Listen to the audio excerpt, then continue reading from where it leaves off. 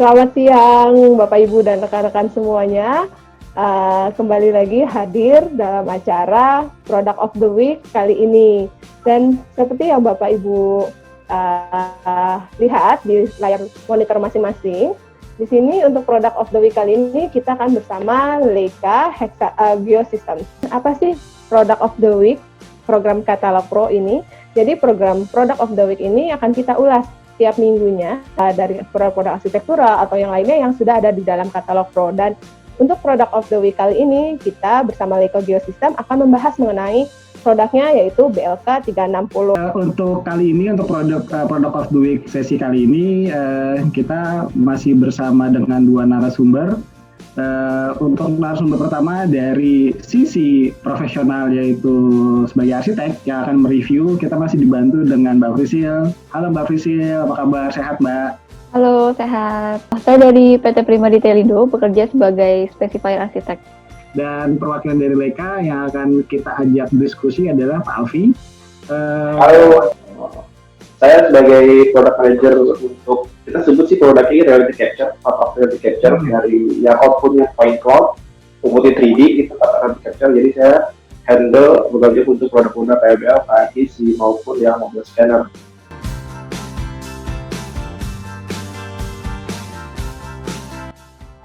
Produk Leica yang akan kita bahas adalah Leica BLK 360.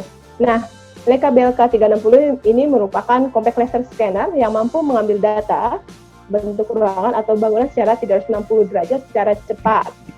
Dan Leica BLK 360 ini juga cocok digunakan untuk proyek renovasi atau pendataan bangunan dan dapat membantu konsultan dalam mengukur ruangan maupun bangunan.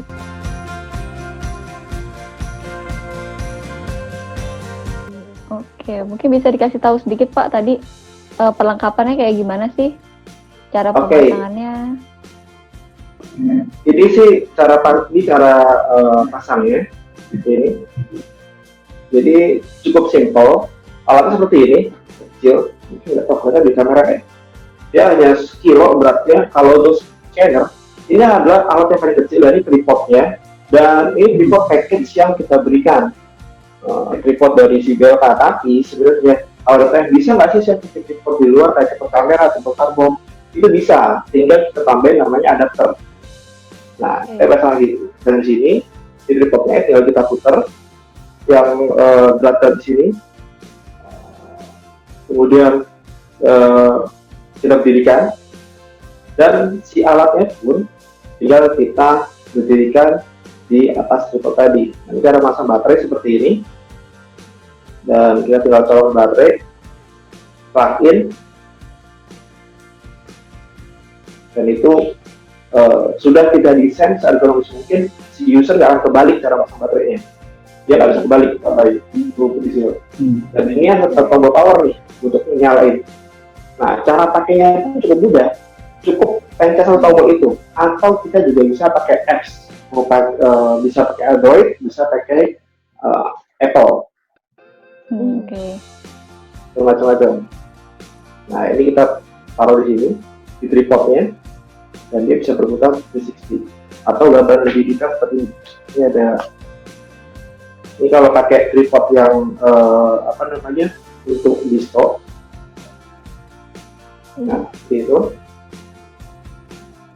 Dan dia bisa pakai iPad. Begitu pada saat di lapangan dia bisa scan, kemudian bisa langsung ukur meterannya. Berapa sih dimensinya? Mudah ya Pak ya kelihatannya? Sangat mudah. Banget ya. Betul. Atau ada lagi sampelnya seperti ini. Misalkan kita mau scan ruangan seperti ini, si arsitek misalnya desain dia cuma bawa pakai tas seperti ini, kecil ya, menarik tasnya. Dan di situ juga ada iPad, ada baterai dalamnya, ada tripodnya dalam satu tas. Itu makanya kita bikin sekompak mungkin. Jadi kalau dari customer kita tuh yang modelnya udah dikasih tripodnya, ya pakai karbon, kita pakai kamera, juga bisa. Pak, boleh tahu nggak sih radiusnya ini untuk alat ini berapa Pak? Ini radius itu untuk laser sendiri itu mencapai 60 meter di visual. Nah, tapi sebenarnya untuk kita misalkan untuk di building, sebenarnya kita scan dalam 5-10 meter aja kita sudah pindah. Jadi nggak bisa dalam satu berdiri kita digital sudah berada enggak, tapi kan ada berpindah dalam posisi gitu. Gitu.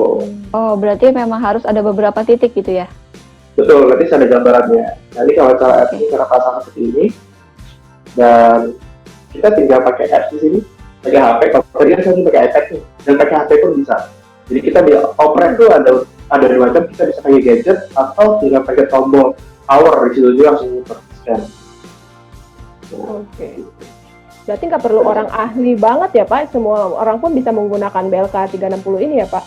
Betul, kita sih di Leica, kita tuh punya konsep untuk scanning itu everyone can scanning. Kita bikin nggak ada limitasi, nggak perlu keahlian khusus untuk melakukan scanning.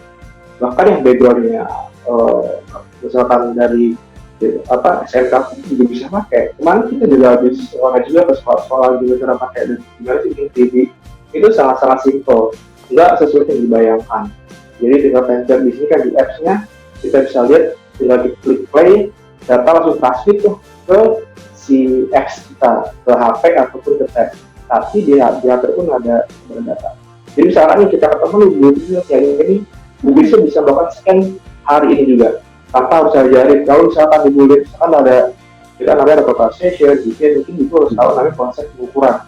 Gimana sih sebenarnya cara melakukan penembakan, gimana cara bacanya. Sedangkan kita pakai scanner, nggak perlu. Saya datang, gimana cara scan Pak Alvin? Saya tinggal bawa aja alatnya, jadikan report, tinggal Google-nya tinggal klik play, kita langsung scan 3D, dan kita bisa langsung preview datanya secara 3 dimensi di sini. Oh, berarti ini itu hasil gambarnya ya Pak? Betul sekali. Ini data yang langsung ada di HP Ibu. Kalau Ibu mengontrol si BLK pakai iPad, misalnya pakai HP, juga saya pakai Android di sini. Ada karena pakai Apple juga Android, dan kita fleksibel, nggak hanya dimasak sama Apple aja, tapi bisa Android juga. Dan nggak perlu yang high end. Yang kita pakai Samsung juga gerak biasa. Oh, hasilnya seperti ini ya, langsung seperti 3D gitu ya Pak? Betul sekali. Jadi ini kalau kita cek misalkan dari website yang tahu berapa sih sebenarnya dimensinya, saya mau gambar nih, saya mau langsung sketch di situ, mau sketch bisa langsung kita tahu dimensi berapa. Tapi itu berarti kita ngukurnya manual dong ya Pak? Kenapa? Kalau untuk Tariknya manual, kita kan nggak tahu itu titiknya akurat atau enggak Pak? manual, kita manual. Kalau ini kita benar-benar kita zoom in sedetail mungkin pada opsi yang kita lakukan pengukuran. Oh, berarti mengandalkan ini kita ya?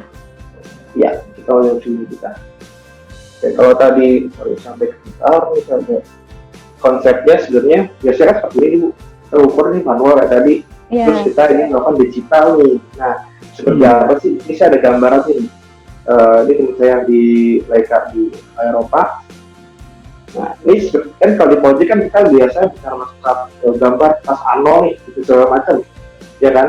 Yeah. Kalau kita pakai 3D segala macam, kita bisa terdatanya untuk koordinasi dengan tim kan, kita udah paperless, nggak perlu soalnya kita contohnya di iPad, di laptop misalkan, bisa langsung sharing datanya.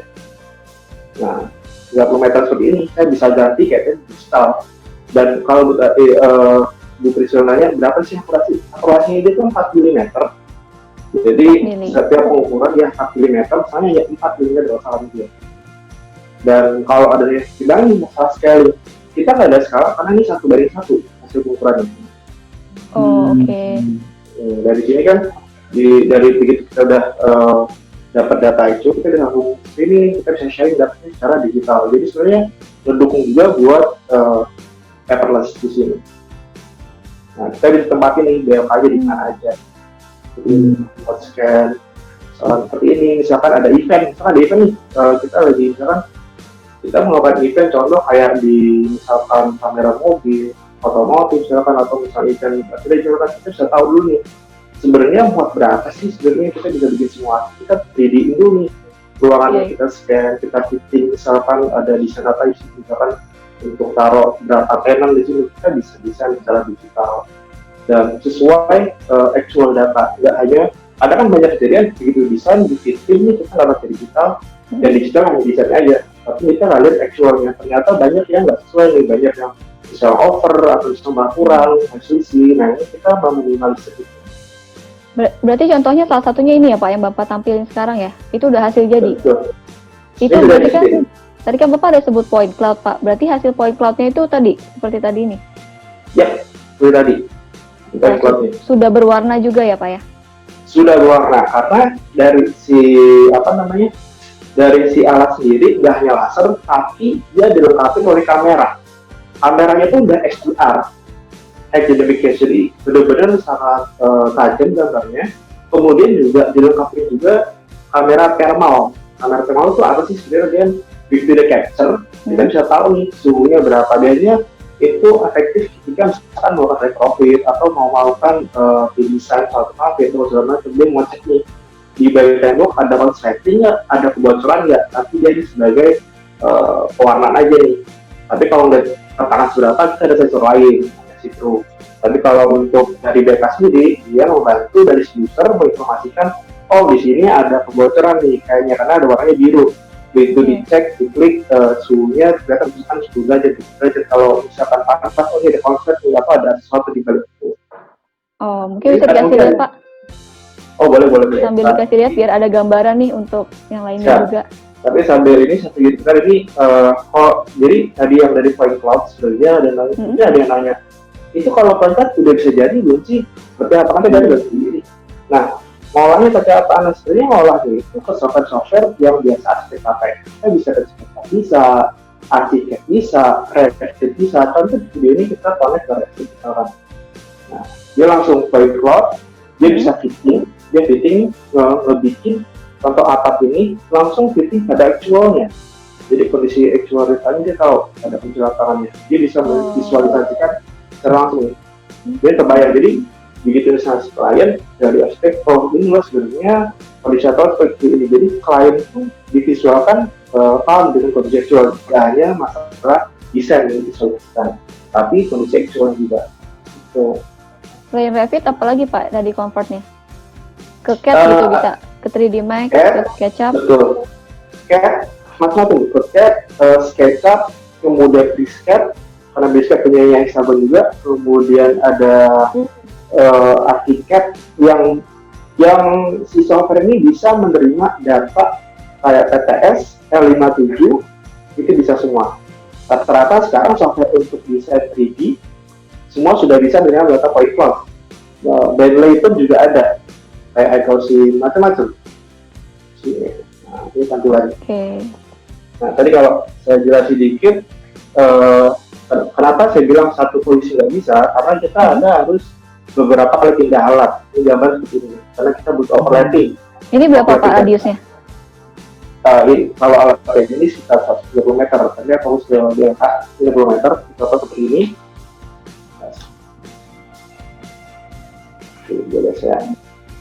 Nah, ini ada point cloud. Ini kita sudah dapat gambar aktual nih. Nah, di sini misalnya kita mau seperti apa sih sebenarnya kalau point cloud? Ini satu kali dari alat. Ada kita mau bikin gambaran yang 3D yang full itu tadi kan. Tapi kita sekali beli alat kita bisa dapat sebuah, kita berpindah-pindah nih karena si alat ini mewakili apa yang kita lihat atau market apa ya itu kita tampilin. Bisa tembus dinding ya Pak? Nggak bisa, kita perlu sensor namanya radar untuk tembus dinding.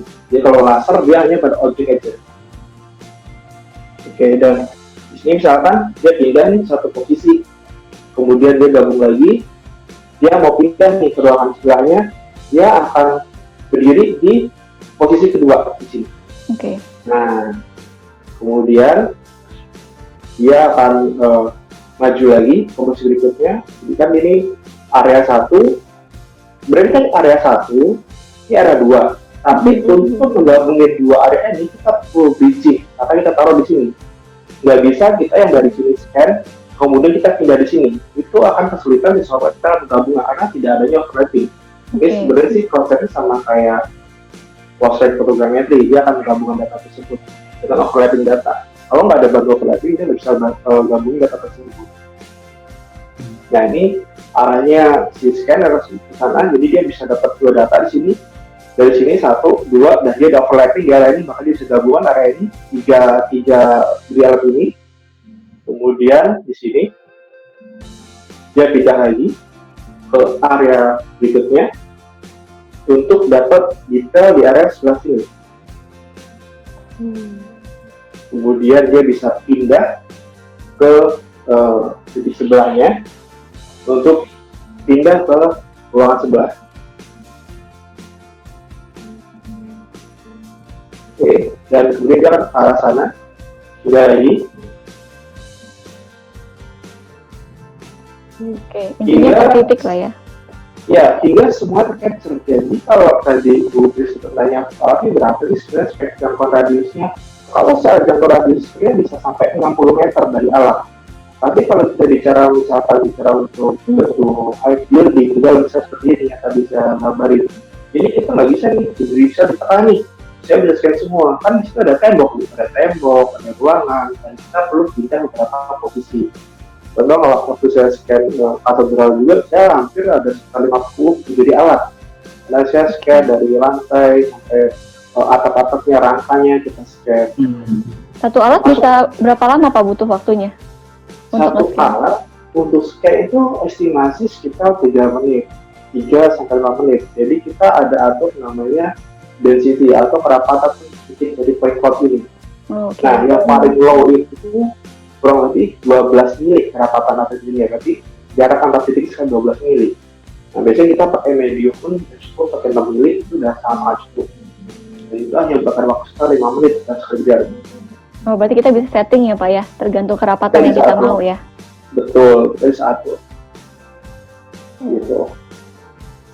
Jadi kita ada pindah beberapa body alat. Nah, hingga akhirnya kita bisa ketahuan, jadi kita seperti ruangan ini kita bisa totalnya sekitarnya ada sekitar di atas 10 ya, sekitar 15 body alat.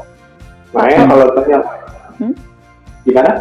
Kalau ini bisa ngukur untuk leveling juga nggak sih Pak? Kan biasa ruangan beda-beda floor ini nih, floor level kan biasanya.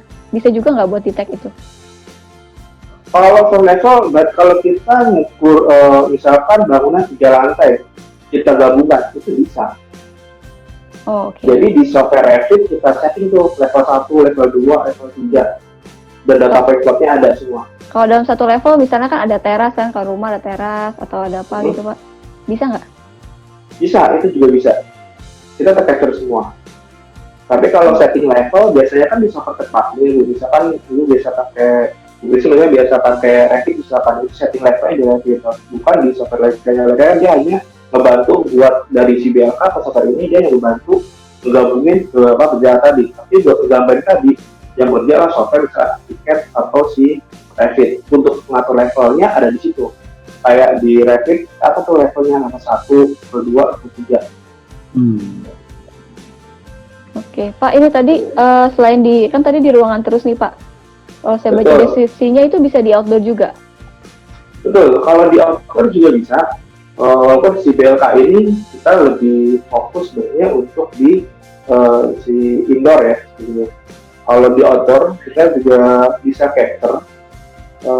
Contoh seperti ini kita capture dari luar, kita bisa overlay si desainnya.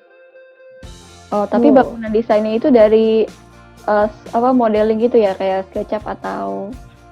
Betul, dari SketchUp atau Revit misalkan di bangunan parkiran luar, terus kita pengen sayang nih, kita mau manfaatin nih, kita nggak pakai juga, kita bisa bangun dari situ, kita sewain. Nah, kita fitting posisinya, kita scan dulu areanya, kemudian desain ini kita ambil dari Revit bisa, SketchUp bisa, Archicad bisa. Tapi yang penting itu desainnya kita bisa load ke software Revit atau Archicad, jadi kita bisa overlay gitu. Dari situ bisa kita gambar juga. Nah. Oh, ini hasilnya ya Pak, setelah diketin ya? Ya, kita ketin.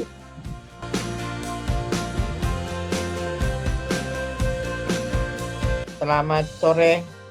Sore. Dan Pak Saryam. Saya mau nanya. Silakan Pak Saryam. Kalau saya lihat ini kan masalah gedung ya, pemetaannya, kondisinya yang sebenarnya. Kalau diaplikasikan untuk peralatan ME, karena kalau kita survei atau ada keperluan segala macam survei. Nah, ME itu kan posisinya itu pasti semuanya ada di atas plafon. Apakah itu bisa digunakan? Karena kan tadi Bapak bilang ini kalau nembus tembok itu kan nggak bisa gitu. Apakah ini khusus untuk arsitek aja atau gimana, Antirol, Pak? Jadi kalau connect ke MFP mungkin pada saat konstruksi Pak, di construction-nya. Tapi kalau pengecekan bangunannya existing masuk MEP itu kan karena secara juga terbatas. Kita bisa taruh nih kayak kemarin kita dimintain untuk mapping yang plafon misalkan kayak di struktur bangunan lama kayak di masjid atau di gereja atau kita naikin alatnya. Tapi itu ada keterbatasan. Tapi kalau misalkan mau masuk itu ada yang lebih portable lagi alat kecil, kita perlu masuk sih. Kita namanya BMK Tugo, itu ada juga. Kita tinggal pegang alatnya, tinggal scan aja. Tapi tetap aja kita harus masuk ke dalam itu Pak. Kita nggak bisa dari bawah kita scan itu nggak bisa, kita terbawa masuk ke dalam. Tapi ada alat yang memang disiapkan khusus untuk yang ada di atas ceiling ya? Ya, ada Pak. Di sini dari Paham Kak Ismail, di sini bertanya, alat ini hanya untuk pengambilan data interior sajakah atau juga bisa untuk eksterior, Pak? Oke, jadi saya jawab langsung dengan data. Oke, jadi sebenarnya alat ini nggak hanya untuk itu, tapi bisa di eksterior juga dari luar, terus seperti ini. Kita lihat. Ya, terlihat Pak. Oke, ini diambil dari beberapa jenis alat. Ini diambil dari dalam dan dari luar. Ini. Bisa misalkan tadi kayak Bu Crystal nih. Oh, saya lupa nih, kemarin saya nggak ngukur berapa sih jaraknya. Saya cukup simpel, misalkan contoh saya mau ambil data di sini ke sini, saya tinggal klik, saya tahu itu berapa sih dimensinya di situ. Dan kata harus balik nih kalau ada kelupaan gitu. Kalau kita mau misalkan, kemudian saya mau tahu nih potongannya seperti apa nih, saya mau potong di sini misalkan, saya bisa langsung potong. Ini Masjid Istiqlal bukan Pak? Ya. Oke, kita nggak tahu nih strukturnya. Jadi ini gambaran langsung, misalkan dari sini kita bisa langsung gambar atau preview. Oh, top view seperti ini, dua dimensi. Ini pilar-pilarnya, posisi-posisinya. Gitu. Misal kita pengen tahu, view-nya seperti apa sih kalau dari luar? Kita pengen tahu nih, misalkan di sini kita bisa cek. Ini masih dalam softwarenya BLK ini Pak ya? Belum kita pindahin ke software ini? Oke. Belum. Kita bisa view seperti ini. Iya, dari Pak Olowan. Beliau bertanya, untuk Leica BLK 360 ini bisa dikoneksikan dengan software apa saja, dan kemudian hasil scan-nya berupa apa? Seperti itu. Itu pertanyaan pertama. Kemudian ada pertanyaan kedua dari Pak Olowan. Boleh? Boleh. Silakan. Jadi kalau untuk si alat ini, dia 2 point cloud, sudah tunjukin tadi. Dia dari point cloud. Jadi dari alat itu, software kita namanya Leica Cyclone 7360. Itu buat ngegabungin data tadi. Kita bisa berapa di alat tuh, beda-beda 1, 2, 3, 4, sampai 10 kali alat, kita gabungin dulu nih. Dan kita bisa gabungin dulu adalah jadi sebenarnya otomatis untuk pre-registrasi namanya, review. Ini udah gabung nih, kemudian kita load ke software Cyclone. Baru kemudian kita proses nih.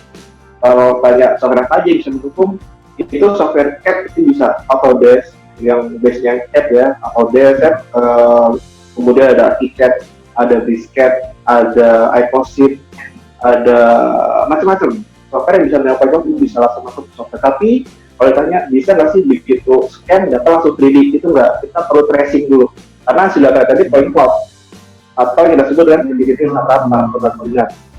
Nah, kita kalau ingin bikin buildingnya, kita harus tracing dulu software tadi. Itu bisa. Oke. Dan di sini Pak Lon juga bilang, berarti alat BLK 360 ini cukup aplikatif dan mendukung untuk restorasi atau redrawing bangunan-bangunan heritage ya Pak? Betul sekali. Kayak tadi saya tunjukin tadi kan, di Semarang, jadi kota lama yang sekarang udah populer banget, udah rapi banget itu. Pengembang untuk redrawingnya juga menggunakan BLK 360 itu. Jadi yang bangunan-bangunan tua kan sekarang itu modelnya sekarang banyak bangunan tua jadi kafe nih. Bahkan yang terbaru di daerah Blok M, daerah apa namanya, bangunan yang M Block Space itu ya? Betul. Jadi kan kalau kita perlu mapping dulu nih asbelnya biar gak rusak. Ya, itu kita buka di 3D dulu, kita scan dulu, kita 3D, misalkan mau fitting di bawah itu ada berapa kafe. Nah, itu kita udah fitting secara virtual. Jadi kalau misalkan ada sesuatu terjadi rusak, kita udah punya data asbelnya. Gitu. Kemudian ada balik lagi pertanyaan dari Pak Jainuddin. Nah, ini gimana nih Pak? Biasanya kalau scan satu bangunan eksterior maupun interior menggunakan berapa alat? Dan bagaimana cara menggabungkan semua alat, semua itu menjadi data melalui program atau melalui apa yang lain? Oke, contoh saya ambil case aja deh yang tadi dari customer saya asal jual tadi, motor deh. Itu cukup satu alat, tapi dia bisa pindah dari 20 sampai 30 berdiri alat. Contoh kayak saya scan katedral di Jakarta pun, saya scan totalnya itu ada sekitar 30 berdiri alat. Saya dapat luar, dalam, detail, dan atap. Jadi satu alat itu bisa pindah-pindah, jadi nggak secara barengan, jadi nggak langsung 30 alat, satu alat bisa.